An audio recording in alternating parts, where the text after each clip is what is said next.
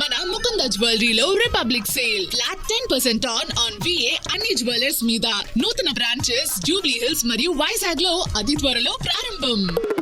మరి నిజామాబాద్ కి సంబంధించినటువంటి ఎక్సైజ్ కానిస్టేబుల్ గారు సౌమ్య గారిని చాలా దారుణంగా స్మగ్లర్స్ గంజాయి స్మగ్లింగ్ చేసే ముఠా నిజామాబాద్ నడి పట్టణంలో దారుణంగా కారుతో గుద్ది యాక్సిడెంట్ చేసి మళ్ళీ కార్ రివర్స్ చేసేటప్పుడు కూడా అమ్మాయి శరీరం మీద నుంచి కార్ రివర్స్ చేసుకొని వెళ్ళిపోవడంతో చాలా క్రిటికల్ కండిషన్లో ఇవాళ అమ్మాయి ఇక్కడ నిమ్స్ హాస్పిటల్లో చేరి ఉన్నటువంటి సందర్భాన్ని మనం గమనిస్తూ ఉన్నాం. నిన్న నిజామాబాద్లో కూడా ప్రైవేట్ వైద్యశాలలో మంచి వైద్యం అందించే ప్రయత్నం చేసి ఇక్కడికి తీసుకురావడం జరిగింది. ఇక్కడికి వచ్చిన తర్వాత నిమ్స్లో కొద్దిగా ఇంప్రూవ్మెంట్ ఉంది. కాకపోతే ఈ ఘటన ఎంత బాధాకరం అంటే ఎక్సైజ్ పోలీసులు అంటే గంజాయి మాఫియాకి డ్రగ్స్ మాఫియాకి ఏమాత్రం కూడా భయం లేదు అని చెప్పడానికి ఇది ఒక పెద్ద నిదర్శనం. మరి ఈ ప్రభుత్వం అధికారంలోకి వచ్చినప్పుడు డ్రగ్స్ ఫ్రీ సమాజంగా చేస్తామని చెప్పారు. కానీ ఇప్పుడు ఎట్లయిపోయిందంటే ఫ్రీగా డ్రగ్స్ పంచుతున్న లెవెల్లో ప్రతి గ్రామంలో డ్రగ్స్ మోపైనాయి, ప్రతి గ్రామంలో గంజాయి మోపైంది, ప్రతి గ్రామంలో యువకులు చిన్నపిల్లలు మరి చాలా దారుణంగా స్కూళ్ళల్లో కూడా అందుబాటులోకి తీసుకొచ్చే పరిస్థితి వచ్చింది. దీనివల్ల డైరెక్ట్గా బాధపడేది మా ఆడబిడ్డలే. ఏదేమైనా గృహహింస పెరుగుతున్నది, ఆడవాళ్ళ పట్ల అసభ్యంగా ప్రవర్తించేటటువంటి కల్చర్ పెరుగుతున్నది. వీటన్నిటికీ డ్రగ్స్ నాందిగా ఉన్నాయి. కాబట్టి మరి ప్రభుత్వం ఇప్పటికన్నా మత్తు వదిలి నిద్ర లేచి వారి యొక్క ప్రతాపాన్ని చూపించి డ్రగ్స్ అరికట్టాలని చెప్పి నేను డిమాండ్ చేస్తూ ఉన్నాను. ఎక్సైజ్ అధికారులకి ఇదివరకు ఉమ్మడి ఆంధ్రప్రదేశ్లో ఉన్నప్పుడు వారికి కూడా వెపన్స్ ట్రైనింగ్ ఉంటుంది, గన్స్ ఉంటాయి. కొద్దిగా ఎక్సైజ్ వాళ్ళ దగ్గర ఆయుధాలు ఉంటే ఈ డ్రగ్స్ మాఫియా అయినా గంజాయి మాఫియా అయినా వీళ్ళు భయపడేటటువంటి ఆస్కారం ఉంటుంది. నేను డిమాండ్ చేస్తూ ఉన్నాను తెలంగాణ జాగృతి పక్షాన ఎక్సైజ్ వారికి అట్లానే ఫారెస్ట్ వారికి వెపన్స్ మళ్ళీ ఇవ్వాలి. వారికి ట్రైనింగ్లోనే వారికి శిక్షణ ఇస్తారు, కానీ వారి దగ్గర వెపన్స్ లేకపోవడంతో ఈ స్మగ్లర్లకు డ్రగ్స్ పెడ్లర్లకు అరాచకాలు ఎక్కువైనాయి. కాబట్టి వెపన్స్ ఇవ్వాలని చెప్పి నేను డిమాండ్ చేస్తున్నాను. మరి తెలంగాణ జాగృతి నాయకులకు కార్యకర్తలకు మేము పిలుపునిస్తూ ఉన్నాం.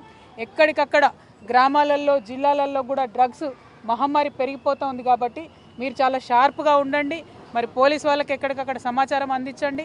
దయచేసి యువతలో మంచి దృక్పథాన్ని పెంపొందించే ప్రయత్నం మనం చేద్దామని ఈ సందర్భంగా తెలియజేస్తూ ఉన్నాను. Thank you. జై తెలంగాణ.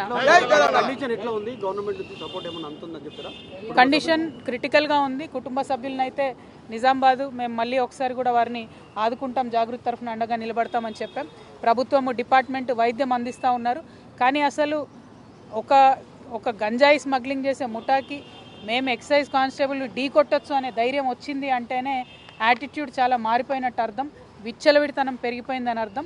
దాన్ని ఖచ్చితంగా తగ్గించాలి, లేకపోతే సమాజంలో అందరికీ కూడా నష్టం జరిగే పరిస్థితి వస్తుందని నేను భావిస్తూ ఉన్నాను. మేడం సంతోష్ రావు గారికి సిట్ నోటీసులు ఇచ్చింది దాని మీద ఇవాళ బీఆర్ఎస్ పార్టీ అదేవిధంగా బీఆర్ఎస్ పార్టీ అధ్యక్షులు గౌరవనీయులు ఉద్యమ నాయకులు ఉద్యమకారులకు దూరమైనరంటే, పేద ప్రజలకు దూరమైనరంటే, అమరవీరుల కుటుంబాలకు దూరమైనరంటే, పెద్ద పెద్ద నాయకులు గద్దర్ గారు లాంటి వాళ్ళు గేట్ బయట ఉండే పరిస్థితి వచ్చిందంటే, ఈటెల రాజేందర్ గారు లాంటి వాళ్ళు పార్టీ వీడే పరిస్థితి వచ్చిందంటే, ఈ అన్ని దుర్మార్గాలకు కూడా సెంటర్ పాయింట్ మొదటి దయ్యం ఈ సంతోష్ రావు అనేటటువంటి వ్యక్తి.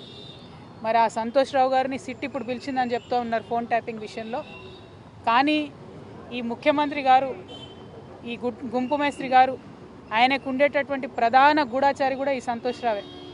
ఫామ్ హౌస్లో కేసీఆర్ గారు సగం ఇడ్లీ తిన్నారా ఫుల్ ఇడ్లీ తిన్నారా అనే ఇన్ఫర్మేషన్ గుంపు మేస్త్రికి ఇచ్చేదే ఈయన. మరి గుంపు మేస్త్రి గారి ఆయన గూఢాచారిని శిక్ష వేస్తాడా లేదా నాకు తెలియదు, నాకైతే నమ్మకం లేదు. సిట్టు పిలవడం వరకు బాగానే ఉంది, తదుపరి చర్యలు ఎట్లుంటాయనేటటువంటి అంశాన్ని చూడాలి.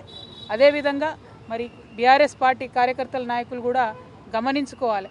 ఇటువంటి దుర్మార్గుడికి హరీష్ రావు గారు కేటీఆర్ గారు ట్వీట్స్ చేపెట్టి వత్తాసు పలకడం ఎందుకో అర్థమైతలేదు నాకు. మొత్తం పార్టీలో అనేక మంది నాయకులకు కన్నీళ్లు తెప్పించి రక్త కన్నీరు పెట్టించినటువంటి దుర్మార్గుడు, మొదటి దయ్యం, నేను ముందు నుంచి చెప్తున్నటువంటి దయ్యం ఈ వ్యక్తి. మరి ఈ వ్యక్తి ఇవాళ వచ్చిండంటే చట్టం కరెక్ట్గా తన పని చేస్తే శిక్ష ఖచ్చితంగా పడుతుంది.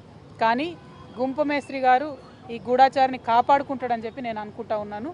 మరి అటువంటి పరిస్థితి రాకుండా పోలీస్ డిపార్ట్మెంట్ వాళ్ళు పకడ్బందీగా మీ పని మీరు రాజకీయాలకు అతీతంగా చేయాలని కూడా డిమాండ్ చేస్తాం.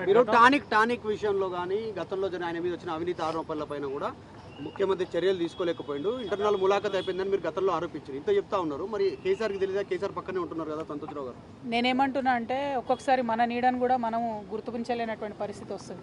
మన చుట్టూ ఉన్నటువంటి వాళ్ళు మన కళ్ళను కప్పేసేటటువంటి పరిస్థితి కూడా ఒక్కొక్కసారి వస్తుంది.